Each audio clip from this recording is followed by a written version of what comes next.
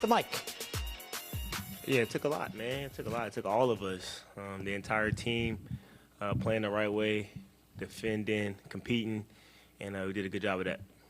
Tyrese, can you take us through those two buckets you had late in the game that helped sort of get you guys over the hump, and just what you were seeing and how it felt in a game of this magnitude on the road against a crowd like that? Right. I just really wanted the ball. I just wanted the ball. Like it, early in the fourth, we went to Joel, and I just felt like it was time to make a play.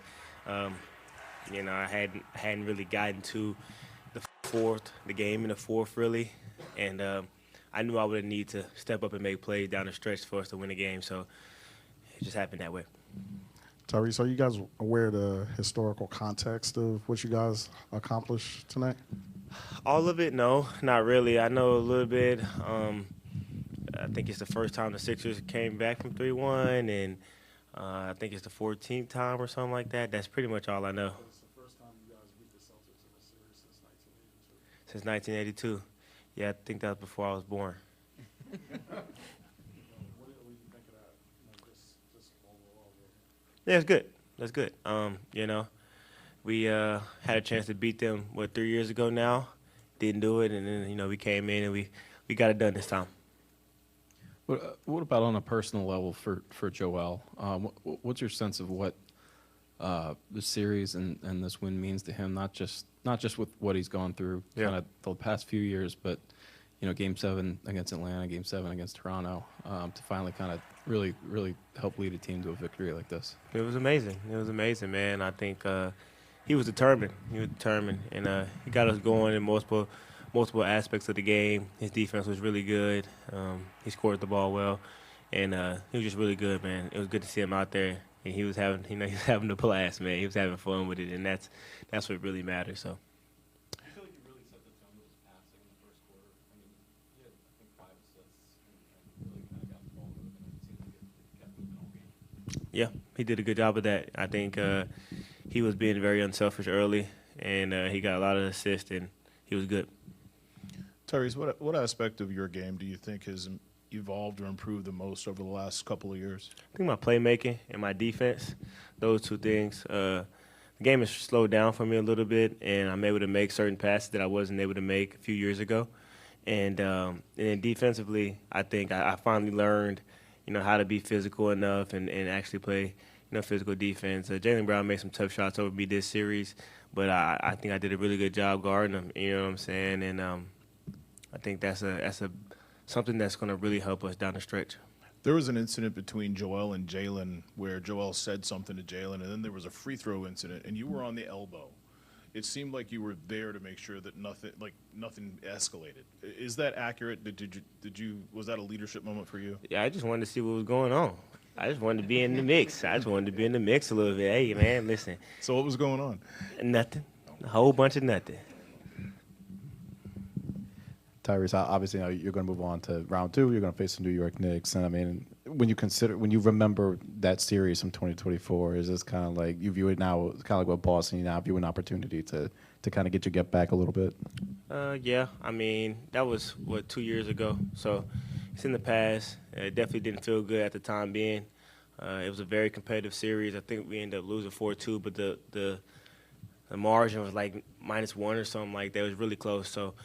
I expect nothing less. Man. Actually more. That was the first round matchup. This is the second round matchup. So I think both teams are going to come out there and be extremely competitive. It's going to be a dogfight. It's going to be a chess match, and I'm just ready to get started. Tyrese, you played 45 minutes tonight. Obviously led the league in minutes during the regular season. Just physically and mentally for you, what kind of pulls you through those final minutes in a situation where many people would be very, very tired?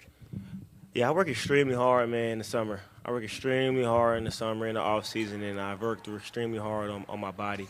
Shout out to Al Reeser. He's been on me my rookie year, and he's here and he helps me a lot, and helps me with recovery. He helps me with the weight room. The weight room is probably the biggest thing. I mean, I lift after pretty much every game, 4 or 5 times a week during the summer, and I think that really helps me for moments like this. I don't really feel tired right now, honestly. I mean, I think I played I don't know how many minutes straight, but it happens, man. I think I'm just willing to do whatever it takes for us to win.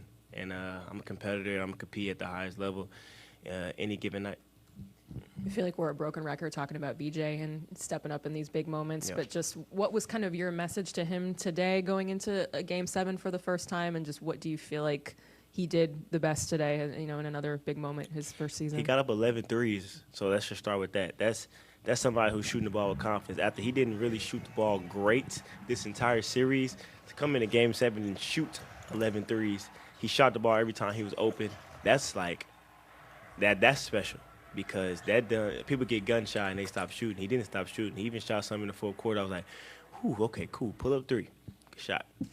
But that's who he is. And then his defense was amazing. His, what's funny, like his demeanor and him being so calm in the moment.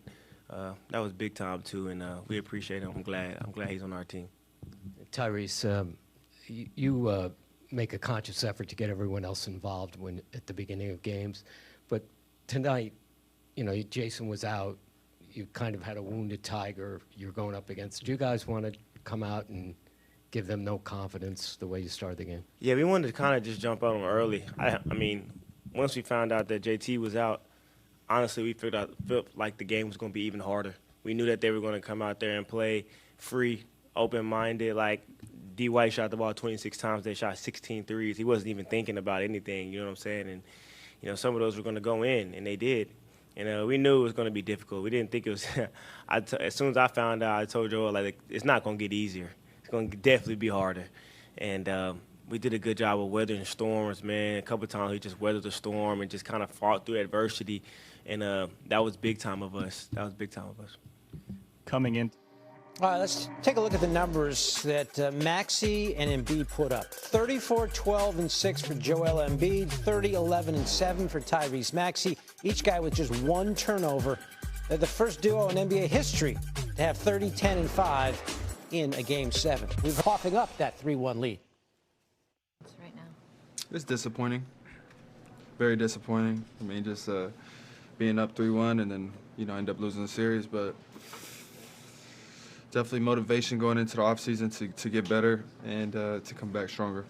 Peyton, I know the shots have to go in for the offense to work at its best, but in your guys' last 3 games, I think you got 100 points or less in each of them. What about the way they were defending you, or your offensive process might have changed in these last few games? Like, what did they do or you guys do that didn't allow you to get I just feel like this sport is such a rhythm, and like the scoring can be at highs and lows, and sometimes you just gotta get lucky and be scoring the ball really well and go on stretches. And we hit a 3-game stretch where we just didn't score the ball well, and shooting threes was, we weren't on. So, but it's something we gotta continue to work on and get better for. Was there anything you think you guys could have done differently in the midst of that to change it at all? I'm not sure. We got good looks, so you gotta live with them. Peyton, you guys talked so much with so much pride about the season, right? About it not being a gap year and about it being winning 56 games. Like, can you still have pride in all of that despite this outcome? Like, how do you process the playoffs and obviously wanting to go for a championship, but also all the individual things that and the teams? I thought a lot of people had a lot of growth this year, so that's a positive. And like I said, like, just because you don't win a championship one year doesn't mean it didn't build for the next championship. So, when we won, I think was banner 18. The 4 years before that, we lost 4 straight. Lost to Miami, lost in the finals. So, those might have been disappointing years, but maybe those led to the championship. So that's how I look at it. Celtics right there late in this game, and they just went stone cold when it counted. They had 2 points in clutch time, 0 for 9 from the field, 0 for 7 from deep, and they were 1 for 12 shooting in the final 5 minutes of the game, and that proved to be